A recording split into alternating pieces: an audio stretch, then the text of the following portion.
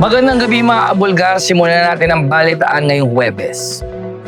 DILG Secretary John Vic Remulla nais ipatanggal sa bansa ang mga digital games na may halong violence. Ayon kay Remulla, dapat lang na permanente nang tanggalin ang mga video games na may kasamang violence matapos ang insidenteng pamamaril na naganap sa Tacloban nitong Lunes. Dagdag pa niya, sa pamamagitan ng mga violenteng laro, nagbibigay ito ng ideya sa mga kabataan patungkol sa violence tulad ng murder o pagpatay. I believe that it desensitizes young people into the elements of death, elements of violence, and elements of murder. Umaasa ang kalihim na aaksyonan ng gobyerno ang mga ganitong issue upang mapigilan ang paglaganap ng karahasan sa mga kabataan. I believe that the government, that the Congress also should study the matter kung paano mapigilan to. Dalawang 7 magnitude na earthquake tumama sa Venezuela. Para sa Boses ng Katotohanan, narito si Jenny Albazon. Dalawang magkasunod na lindol, isang 7.2 at 7.5 magnitude ang tumama sa magkaibang lugar sa Venezuela ngayong Huwebes na naging dahilan ng pagguho ng ilang mga gusali. Ayon sa US Geological Survey, mahigit 40 seconds lang ang pagitan ng pagyanig ng dalawang lindol. Naramdaman ang unang lindol sa state ng Yaracay habang sa Yumari naman ang ikalawa. Naramdaman din ang pagyanig sa bansang Colombia. Dagdag pa ng ahensya, may posibilidad na mahigit 10,000 ang nasawi dahil sa mga landslide at liquefaction ng lupa. Nagbubulgar, Jenny Albazon. Dalawang minor de edad na suspect sa Tacloban shooting pananagutin. Para sa Boses ng Katotohanan, narito si Brian Kitson.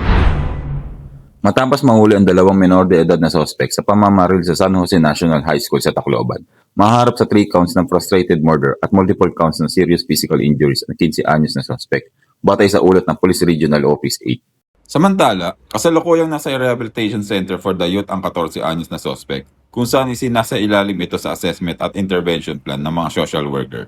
Nagbubulgar, Brian Kitson. Magandang balita, Bagyong Francisco patuloy na humihina.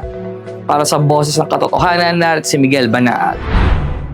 Kaninang alas 10 sa umaga namataan ito sa layong 510 kilometro hilag ng silangan ng Batanes. May lakas ang hangin ng 95 at umaabot sa 115 km per hour at kumikilos ito pahilag ng silangan sa bilis na 20 km per hour. Ibinaba na ang tropical cyclone wind sa signal number 1 at posibleng lumabas ang Bagyong Francisco sa Philippine Area of Responsibility ngayong gabi. Samantala, maaari pa rin magdala ito ng katamtaman hanggang malakas sa pag-ulan sa Zambales at Bataan hanggang tanghali ng Sabado. Nagbubulgar, Miguel Banaag. At ngayon naman, pakinggan natin ang Boses ng Bayan. Sa gitna ng isyu na kinaharap ng bansa, mahalagang marinig ang boses ng bayan. Magandang araw mga kabulgar, samahan niyo kung alamin ang pananaw ng masang Pilipino patungkol sa pagban sa mga games na may halong violence. Pabor. Kasi ginagaya ng mga bata, ng mga kabataan eh. Tulad nung nakaraan napanood ko yung sa school, yung bata na marel, sigurado sa cellphone niya lang din nakuha yun, napanood. Kaya pabor ako sa ganyan.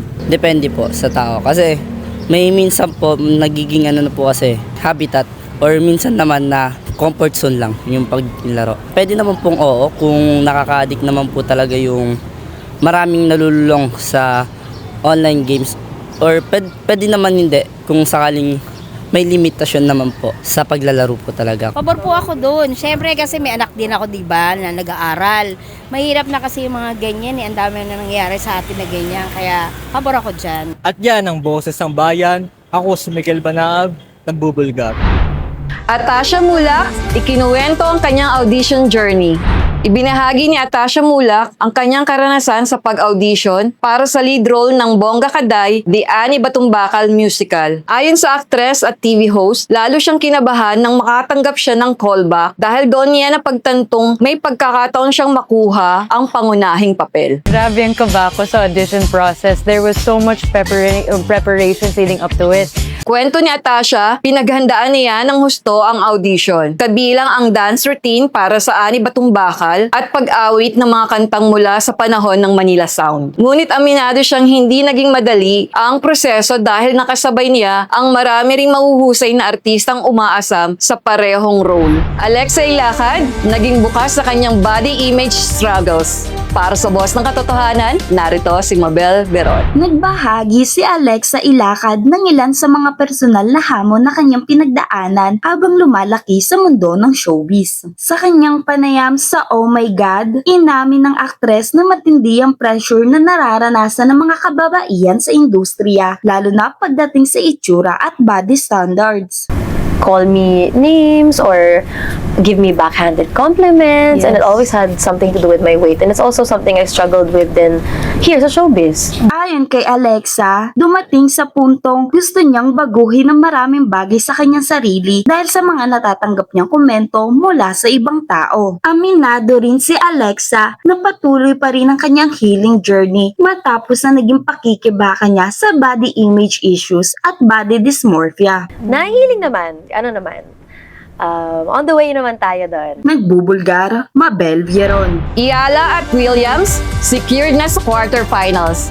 Para sa Boss ng Katotohanan, narito si Janelle Belmonte. Umabante na sa Bad Homburg Open Doubles Tournament quarterfinals ang tennis players na sina Filipina ace Alex Iyala at Queen V Venus Williams ngayong araw, June 25. Ito'y matapos pagtagumpayan ang laban kahapon, June 24, sa straight score na 6-3 at 6-4 laban sa mga manlalaro ng Australia at Estados Unidos na sina Alexandra Osborne at Catherine Harrison. Nakalaban naman nila Iyala at Williams ngayong gabi ang mga manlalaro na sina Teresa May Halikova at Olivia Nekous mula sa bansang Slovakia at United Kingdom. Nagbubulgar, Janelle Belmonte.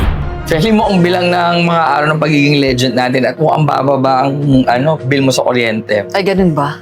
Pero hindi Kasi hindi na palagi lubat yung phone mo, kalaro mo ng Mobile Legends. Ay, hindi ako naglalaro, no? Ay, hindi ba? Oo, hindi ko alam yan. And yun nga, tingin ko medyo kasi yun eh. Brutal yung mga nakikita ko ang naglalaro nun. More on gun, firing Pero yun eh. nung kabataan naman natin, so ano lang to, mga last year lang, no? Oo. Last year yun. Oo, last year yung mga kabataan natin. Oo. Meron din naman tayo kasi, di ba, well, alam mo yung Contra?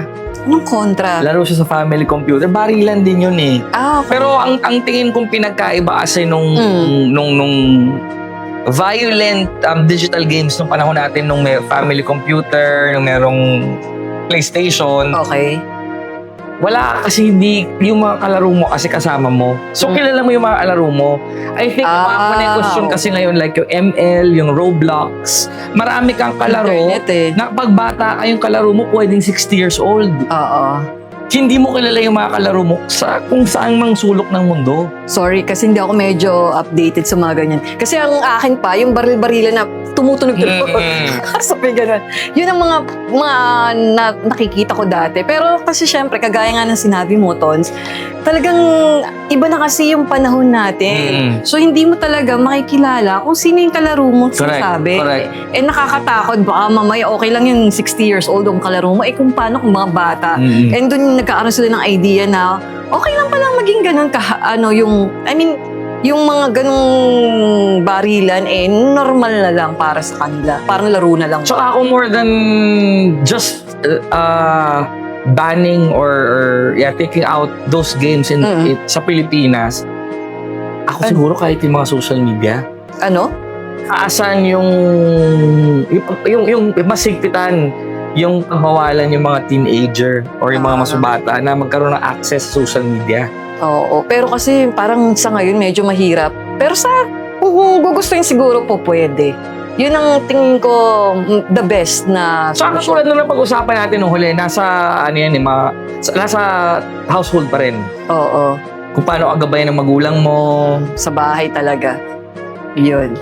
At yan ang mga boses na natin, no? Sa araw na ito. Ako si Peli Nang. At para sa iba pang detalye ng mga balita, tumutok sa aming website, www.bulgaronline.com. At pwede nyo rin bisitahin ang aming mga social media accounts. Ako si Ton Sedanyo. Sa panahong mahalaga ang katotohanan, paiingayin pa rin ang boses ng bayan.